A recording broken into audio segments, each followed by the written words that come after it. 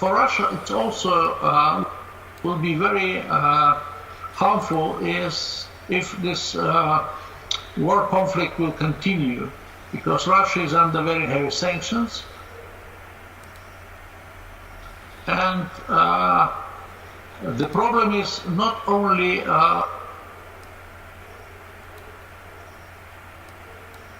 to receive military victory, which probably might happen, but how to deal with Ukraine, how to run Ukraine. So the question is not, for example, to take over capital, Kiev, but the question is what's next. This question is still unanswered from Russian side. And in the meantime, the longer this goes on, can Russia's economy Western sanctions? But it will be much more difficult with every day, because first of all now there is a heavy strike against Russian financial system, and of course this crisis in financial system will influence on other parts of economy, both on industry. For example, today one of our key automobile factories stopped producing cars because the absence of spare parts and chips. It's been very good to talk to you, sir. We appreciate your time. Many thanks indeed. Andrei Fedorov,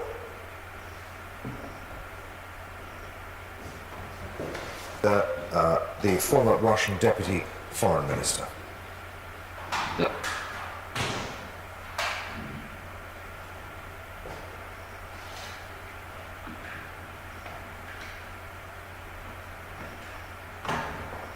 Thank you. In The Hague, the International Criminal Court has launched an investigation into whether Russia is committing war crimes in Ukraine. Al Jazeera's Natasha Gunaim reports.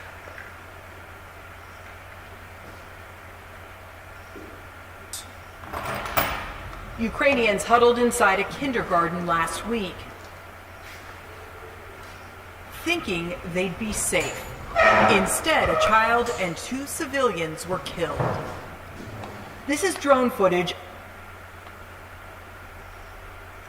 of the kindergarten, showing a man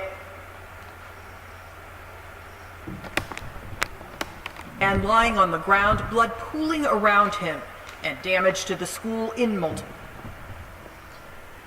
locations. This weapon from Kharkiv lying atop ashy snow. This week, the International Criminal Court, or ICC, announced it would investigate if war crimes have been committed in Ukraine. This is a reminder to all factions, to all parties to the conflict, that they must conduct themselves the drilling down. Of course, the obligation is to conduct credible investigations, which means there's no destination that is predetermined. We have to get to the truth. Amnesty International says this is just a sampling of the evidence it has collected of Russia's suspected use of cluster munitions since it invaded Ukraine last week. We have investigated 7 cases in depth where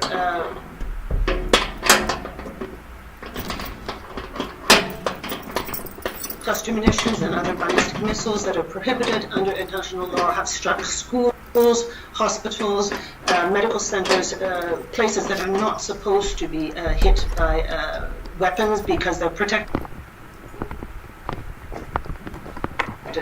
as civilian.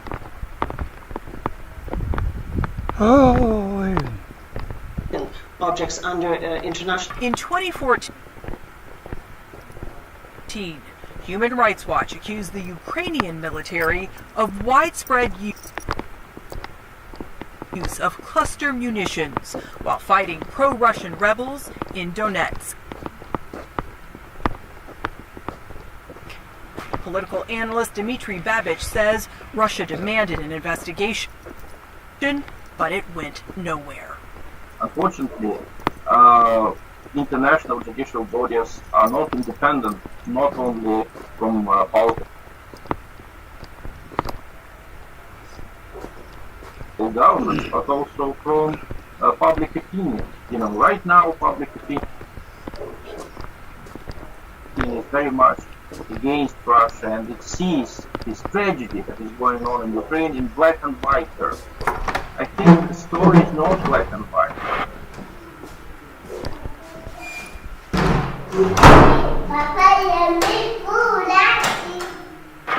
When fired, cluster munitions create a kind of fireworks of small bombs, scattering indiscriminately across several hundred meters. Those that don't explode leave landmines, often killing children who pick up the small bombs. All's left behind. More than 100 countries have agreed to ban their use. Russia and Ukraine have not. Natasha Ganane, Al Jazeera. We are approaching the midway point in this news hour. Let's just take a moment to reflect on what's happening on the ground as this Russian invasion enters its second week. Russian and their allied separatist forces are now in control of all the areas of Ukraine shaded red on this map. So far, the most intense fighting appears to be along the coast of the Sea of Azov in the south. Russian forces have completely surrounded the city of Mariupol by land and sea. Kherson, another important port city, is now under full Russian control. And further north, Russian forces are expanding their offensive on the outskirts of Kyiv, but the capital continues to be well defended by Ukrainian forces who've slowed the advance of a 65-kilometer-long Russian convoy to the north of the city. From Lviv, in the west of Ukraine, Jonah Hull has more on the latest developments. Major Ukrainian cities are surrounded and under constant attack.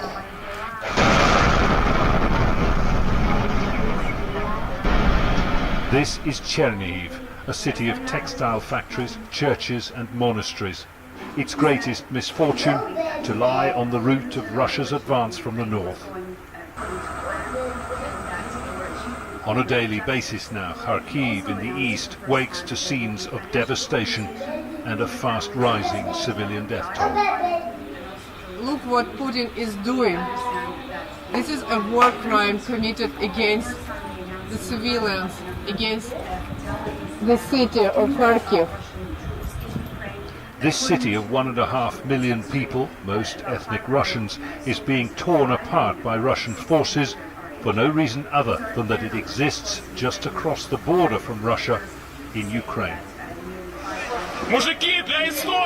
And in the far south, Ukraine's biggest port, Odessa, is under threat too. Here, frantic efforts have been underway for days to build defences against a possible beach landing. Multiple vessels belonging to Russia's Black Sea Fleet hover on the horizon, including landing ships and support craft. Ukraine's military is very much still in this fight, reinforced by supplies of weapons from abroad. They've been able to apply real pressure to the Russian advance, slowing the progress of a vast column of armour, artillery and soldiers heading for the capital, Kyiv.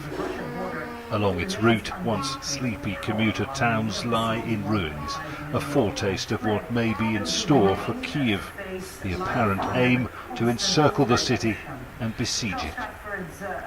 From his bunker under heavy guard, President Volodymyr Zelensky wages a relentless communications campaign, rallying resistance and calling in foreign support.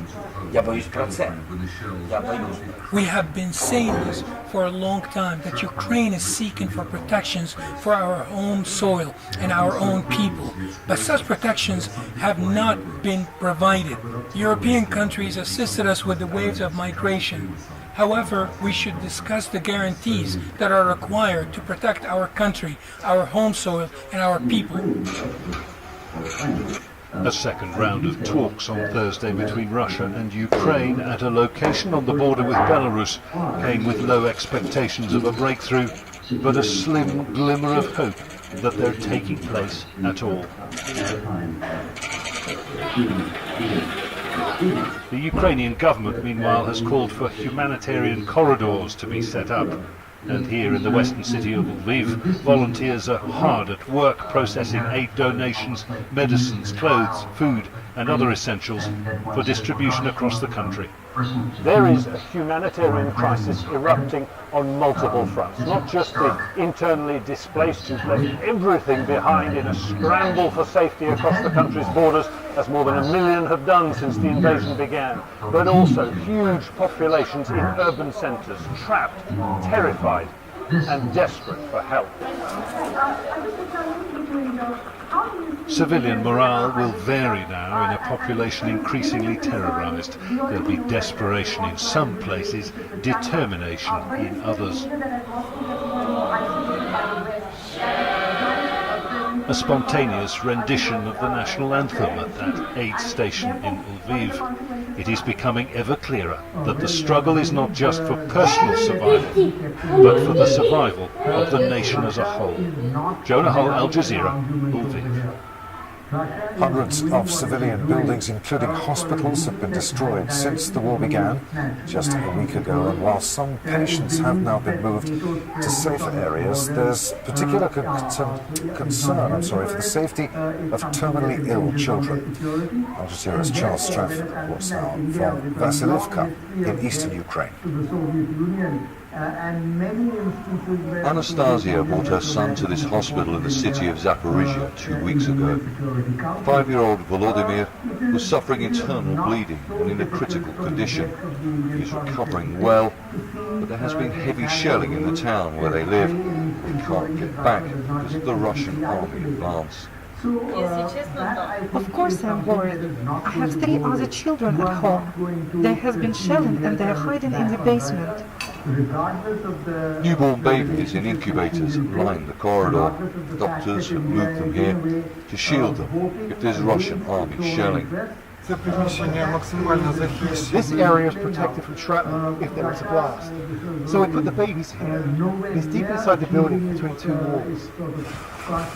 Vyacheslav leads us into the basement. Hospital staff are preparing beds. The room feels cold and damp. They fear for children who cannot be moved in the intensive care unit if the shelling starts. They all have terminal diseases. They're incurable. So we have to leave them here in case of alert, because they are dependent on oxygen, they are dependent on resuscitation equipment, and we cannot transport everything necessary for them there. Outside, volunteers are filling sandbags to strengthen doorways and protect the windows if shells explode nearby. We leave the hospital, navigating walls of tank traps being set up across the city to stop a Russian advance. We head towards Anastasia's town. The road is empty. The Ukrainian military tells us the greatest threat is airstrikes from Russian military drones. In the last 10 minutes or so, we've heard what sounds like a heavy barrage of Grad rockets being fired in an area behind me. That's towards the city